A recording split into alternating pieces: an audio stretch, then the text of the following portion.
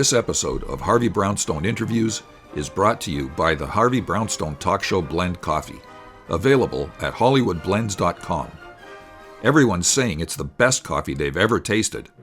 Why not give it a try and see for yourself? Hello, everyone. I'm Harvey Brownstone, and today's special guest is a highly acclaimed and beloved actress, singer, and dancer who has been dazzling audiences for 6 decades in every medium of the entertainment world. On the big screen, she starred in Spangled Girl, for which she was nominated for a Golden Globe Award for Best Actress. And that same year, she received another Golden Globe nomination for Most Promising Female Newcomer for her delightful performance in the Disney movie The $1,000,000 Duck.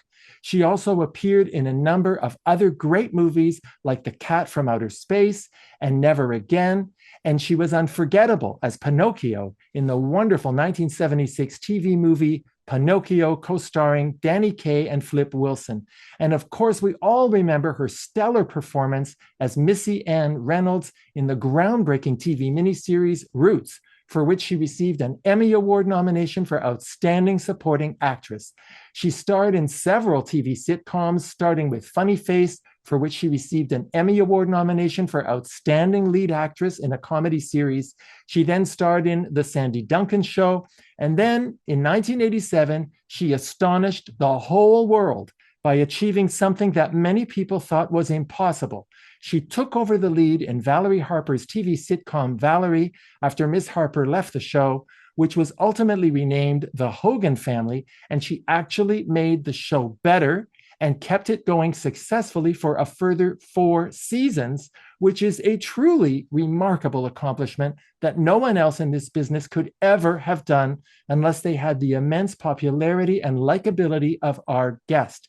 She guest starred in many classic TV shows like Bonanza, The $6 Million Man, The Bionic Woman, Law and Order SVU, and she starred in one of my all-time favorite TV movies, My Boyfriend's Back, with Jill Eikenberry and Judith Light. She was also a regular on Hollywood Squares and numerous TV game shows, and she guest starred on every major variety show, including the Sammy Davis Jr. Show, the Jackie Gleason Show, the Sonny and Cher Show, the Flip Wilson Show, Laugh-In, and dozens more. And get this, in the late 70s, our guest received 4 consecutive nominations for a Photoplay Gold Medal Award for Favorite Variety Star. And on Broadway, our guest has had a stellar career with 3 Tony Award nominations for her performances in Canterbury Tales, The Boyfriend, and Peter Pan. She won a Drama Desk Award for her performance in The Boyfriend, and she received another Drama Desk Award nomination for her work in Peter Pan. Her other Broadway performances include My One and Only, Chicago, and Finding Neverland. She starred in numerous national tours of Peter Pan, My One and Only, and The King and I. And off-Broadway, she won a Theatre World Award for her performance in The Ceremony of Innocence. She's also starred in many theatrical productions, including No No Nanette, Driving Miss Daisy, The Glass Menagerie, and many more. And if all of that weren't enough, our guest is a recipient of the prestigious National Rehabilitation Hospital Victory Award, which is given to individuals who exhibit exceptional courage and strength in the face of adversity. And most recently, she received the Medal of Arts Award from her home state of Texas. I am delighted and honored to welcome the incomparable Sandy Duncan to our show. Sandy, thank you so much for being here. I'm going to have you write my resume for me. I didn't know a lot of that. Really? Thank you. Actually, yes, really. Well, it was a pleasure doing the research for this interview because you are the walking definition of a triple threat: singer, dancer, actress. I know you were performing in musical theater professionally from the age of 12 back in Texas, but when you were growing up, was musical theater your ultimate goal, or did you also want to be on TV and in the movies? I only wanted to be in the theater from the time I was 4 years old. My first dance recital in New London, Texas. I took ballet and acrobatics and tap, and it was right next to my dad's gas station where I took the class at the VFW hall. We used to hold on to the crap tables to do our ballet warm-up, and that's where I started. In the first recital was across the street of the school my mom and dad went to. And I remember being in a little costume and the curtain went up and the lights came on and I just went, well, I want to do this. I promise you from that moment on, 4 years old. Well, it's definitely Theater. what you were meant to do. When you were making the movie Star Spangled Girl, which was based on the Neil Simon play, did you get to know Neil Simon at all? I did not. He was not around. My husband, Don Correa, who was an actor, singer, dancer, did Little Me on Broadway. And he got to know Neil because he was around rewriting stuff and, it was a revival, but he knew Neil, but I don't think I ever even met him. Isn't that interesting? Now, I have to mention, of course, your portrayal of Peter Pan, which is widely considered by theater critics to be the best performance of Peter Pan ever to occur on a stage. Were you influenced at all by Mary Martin's performance in the 1960 TV show? No, I saw it, and when we were working on the show for me, and I was creating the character, I decided I would try my best to emulate a little boy's behavior. Hers was more like a storytelling, like a woman telling the story. And I thought, I'm good, and they said, oh, yeah, I don't know if it's never been done that way. You can, I said, I think I'll try it. So the influence was to try it a different way. Otherwise, why do it? Well, I had the thrill of seeing you in Peter Pan on Broadway in 1980. And at the end of the show, you actually flew into the audience all the way to the balcony. It was really thrilling. It was thrilling for me too. I never had any, toward the end, I did the show, I don't know, somebody told me it was like 800 or 1,000 times. It was some enormous number that I'd been doing that. And I started having this recurring dream that one of the crew guys had it in for me and was filing down the piano wire a little bit every day. I was having dreams. So it never occurred to me to be afraid of doing it until the very, very end. I thought, this is kind of dangerous. Or How could could you be. think that anybody would have it in for you when everybody loves you? I don't know. Dreams are funny. Well, I would imagine that the harness you were wearing in Peter Pan, it must have been painful. It was. It was very uncomfortable. But then there came a point, I don't know when the switch came over. It came to the point where, like, if I went on a show and they asked me to sing Neverland, I didn't feel comfortable without the harness. It became like a second nature thing that's how I was, held and, over your shoulders, around your waist, around your legs. And I just got used to it. Do you know if your performance of Peter Pan was ever filmed? Somebody recently, I haven't looked at it yet. I don't know how they got it because, usually it looks like somebody's taking a picture of the stage under a raincoat or something. And apparently it's the entire version. It was never filmed, but this person, whoever he was, managed to film it somehow.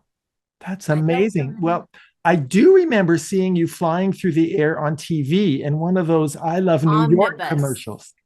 Oh, at that. I love New York. Yeah, we did that over the skyline. And there was a performance of I'm flying on an omnibus. So I have some proof to my kids that I did it because they weren't born, of course, at Well, that time. that's wonderful. And I hope that you do get to watch the film that somebody has sent you because maybe it's really going to be a good film.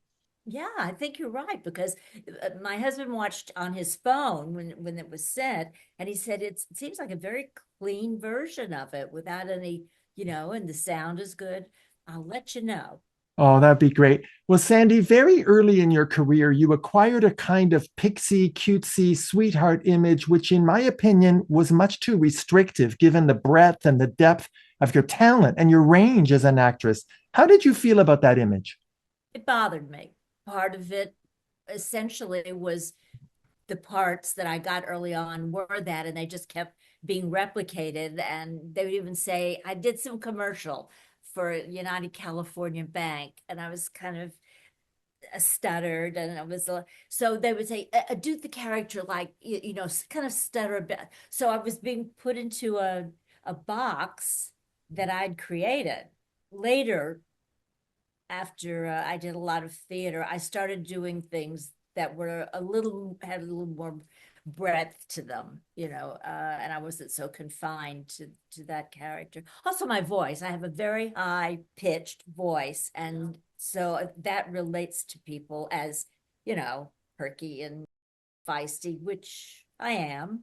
For me, the turning point in your acting career came in Roots, when you had to age about 50 years as Missy Anne Reynolds. Would you say that was a defining moment in your career?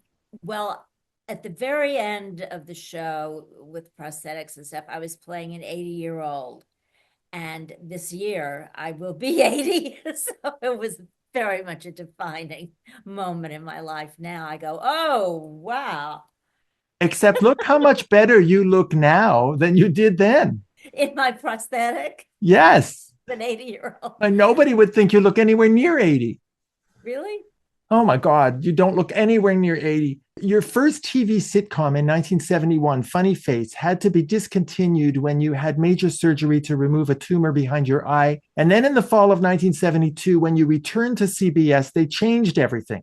The name of the show, the work your character was doing, the supporting cast members, everything, including the time slot. How did you feel about that?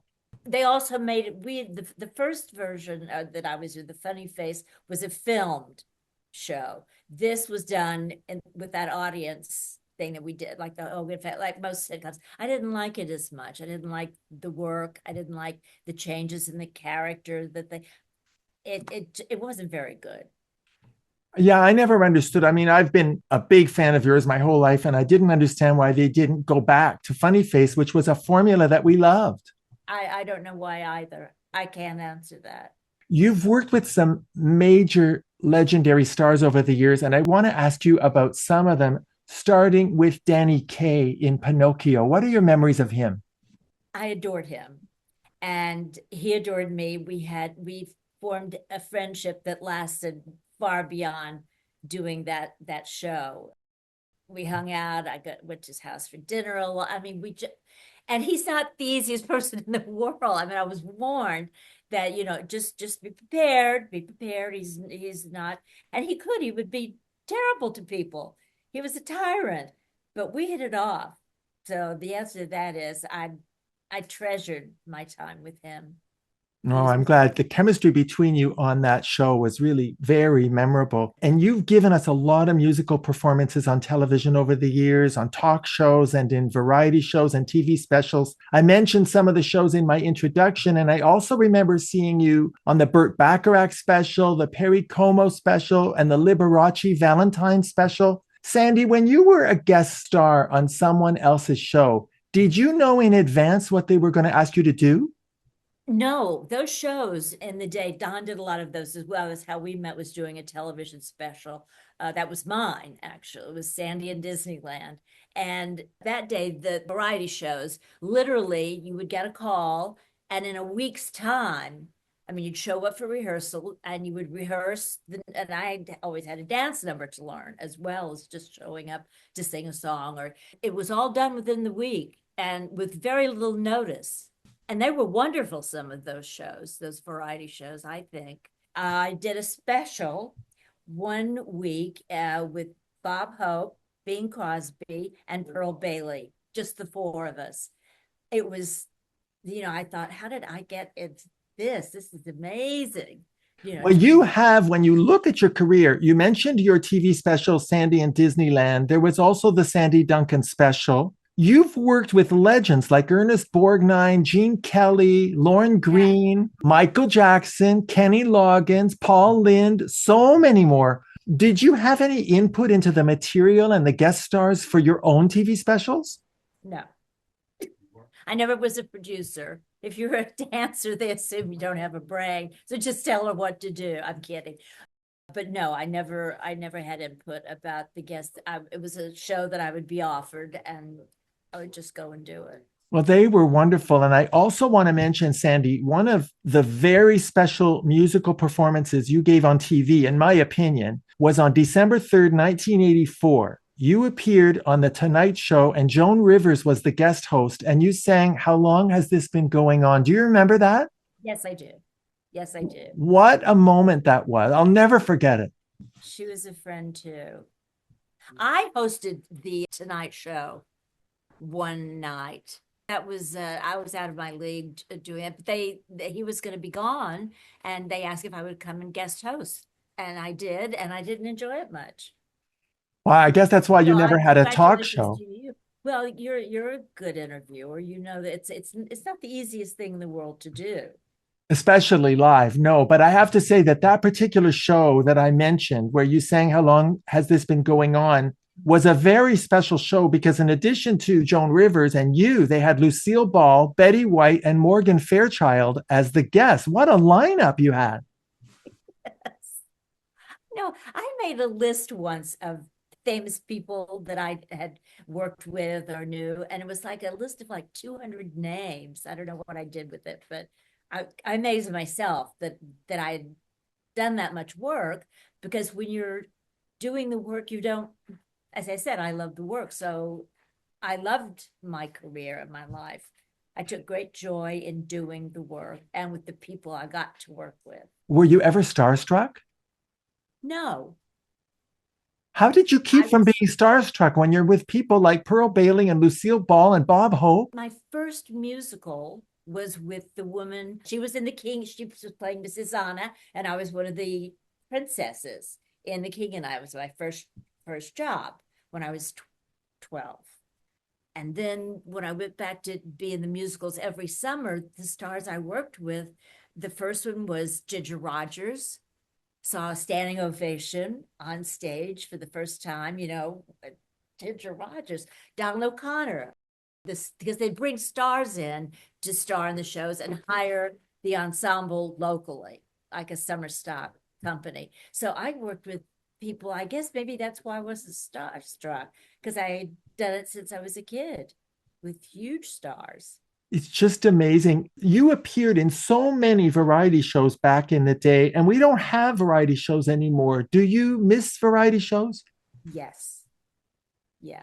I'm sure they would seem old timey now if you look at them, but some of the things that were done on them, somebody just put something on YouTube that Don and I did when I was doing a nightclub act in Vegas. And there was another dancer, singer, actor, Reed, and the three of us are doing some kind of complicated, very well choreographed number. And I swear to you, Don does not remember it. I don't remember it. Because you did so many, it was like doing another episode of a TV show. We have no memory of doing this complicated dance with a whole bunch of people. People have been writing in to me, oh my God, remember who went? No memory of it all. That's because you live in the present. You're in the moment. I am. Maybe that's it. But I'm sure you do remember. I mentioned it in my introduction. In my opinion, you deserve a gold medal for saving CBS's ass by replacing Valerie Harper after she left her TV show. Did you have any fear or trepidation about doing that? No, I didn't. What, did you ever talk to Valerie Harper about taking that job? She and I never met until years later, after I had left the show and I was in New York, and we were at the Astaire Award. They used to give, it's now called the Cheetah Award. And she was on the red carpet and I was just coming up to it, and we both went, oh my God, we're finally meeting. We never met till that moment. A lot of people wondered back at that time whether the two of you had talked about you taking that part. But I mean, you No, did a brilliant job. It's quite a remarkable feat that I don't think has ever happened since. I don't know. I don't know of any. No, maybe not. Now, according to IMDb, which is not always accurate, you and Tommy Tune were at one time trying to produce a theatrical version of the Judy Garland Fred Astaire movie, Easter Parade. Is that right?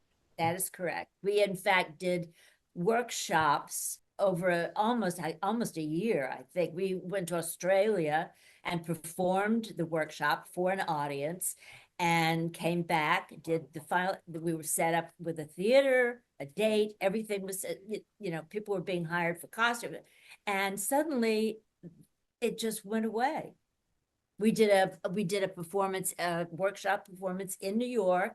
Audiences loved it. And then it just didn't happen. Somebody pulled the plug. Well, I did some research about it. I learned that Irving Berlin's daughters, who controlled his estate, would Did not not like it. approve it. That's right.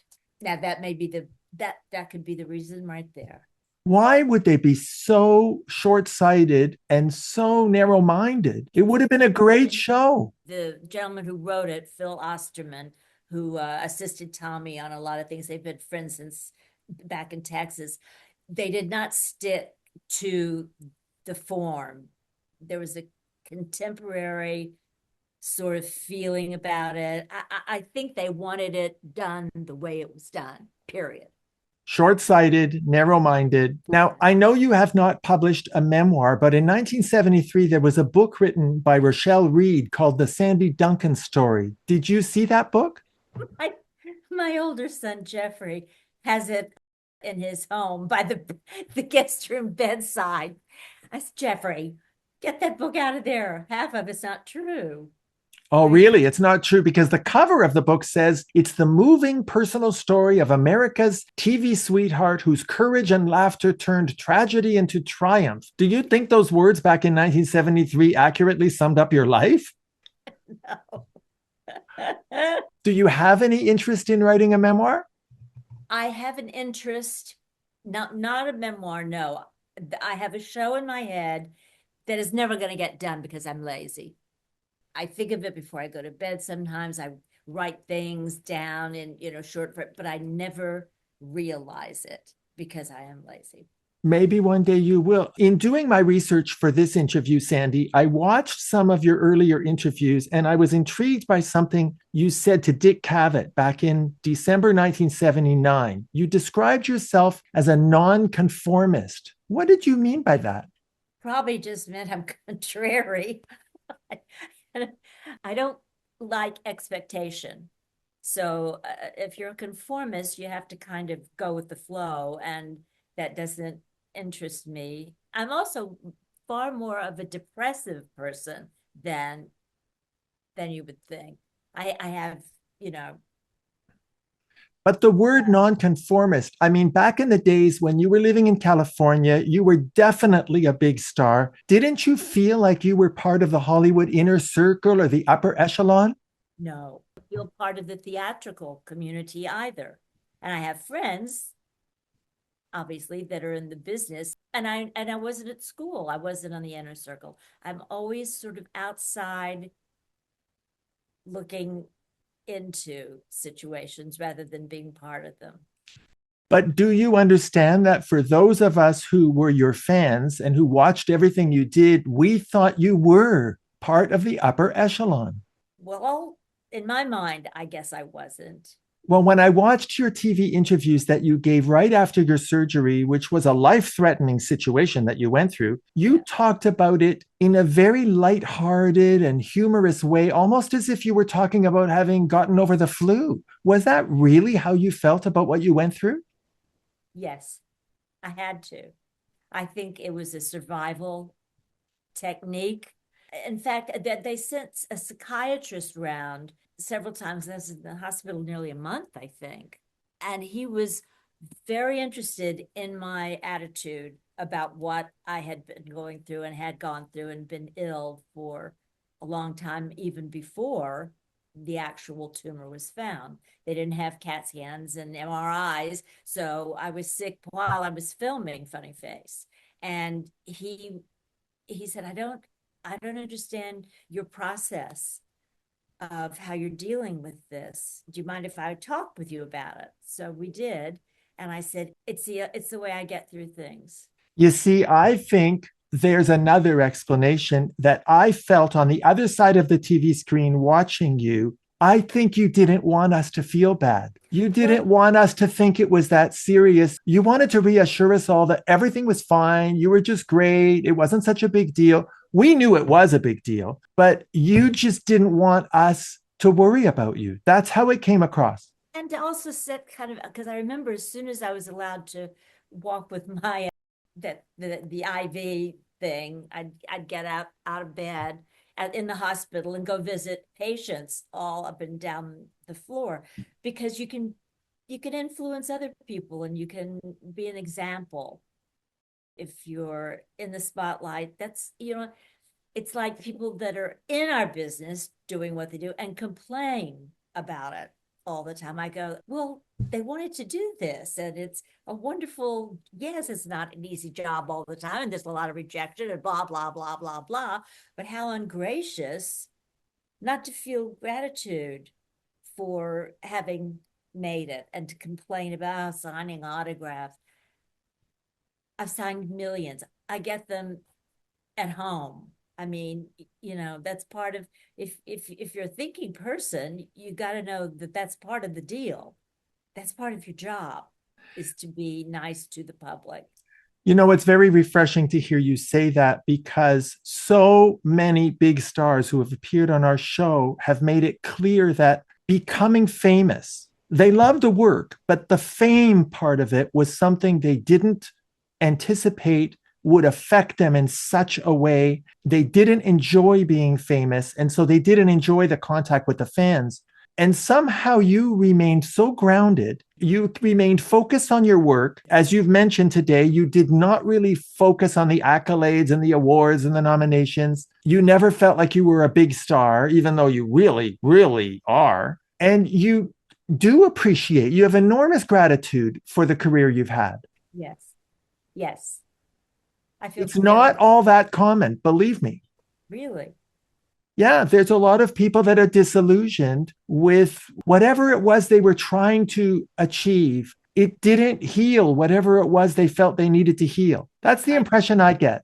That they don't deserve, or it's interesting, isn't it? Yeah, it's very interesting. I want to mention your wonderful husband, Don Correa, the brilliant dancer, choreographer, actor. You've been married since 1980 and you have two wonderful sons. I remember an interview you gave to People magazine in 1979 when you said that it can be hard being married to someone in show business if their career isn't having the same success as yours, because they can resent your success. You were talking, of course, about your first marriage to Bruce Scott, but you never had that issue with Don, right? Not 1 minute. He's an angel. He is such a wonderful guy, and I'm so happy for you, Sandy. When you look back at your career, are you able to identify the one project or the one big experience that gave you the most personal satisfaction? It's going to sound way off, but I did the Belle of Amherst. It was they do a theater festival. It was in Virginia, and I did that play because I had seen it, I mean, way, way, way back, years past. And someone called and asked if I would do that particular play for this festival. And Don flew down to see it. And one of my closest friends flew down to see it. And both were in tears when they came backstage, and I felt like I was channeling. It sounds weird, but I felt so connected to that character and the words and that script that I really had that out-of-body experience that I've heard other people discuss. Usually I have an awareness of what I'm doing and I can, but I think that's my favorite role. I'm so surprised because I thought you were going to say Roots, because that was the moment I think America said, oh my God, she's really deep. Really? Yeah, it was a real turning point. It was highly acclaimed. That felt real to me too. So you may well be right about people saying, "Oh, well, she can act," because I felt a little connected to that character as well. Yeah, it showed. I have to tell you, Miss Sandy Duncan, it's been such an immense pleasure meeting you and having this opportunity to celebrate your amazing life and career. Thank you for all the joy you've brought your millions of fans over the years. And most of all, thank you for taking the time to appear on our show. Thank you. Julian raves about you. I'm very, very fond of Julian Schlossberg, and he raves about you too. He's a decent man. He sure is. Thank you again for doing our show. Our guest has been the one and only Sandy Duncan. My name is Harvey Brownstone. Thank you all for joining us. See you next time. Thank you to my producer, Steve Silver, my managers, Rick Marcelli and Robin Bragg Marcelli of the Marcelli Company in Hollywood, my director of programming, Robert Monaghan, my editor, Isaiah Sheralampidis, and my entire team at the XPTV1 network in the UK. Thanks for watching. Be sure to check out all the great interviews on the Harvey Brownstone Interviews YouTube channel. Don't forget to subscribe and ring the bell to be notified when new videos are posted.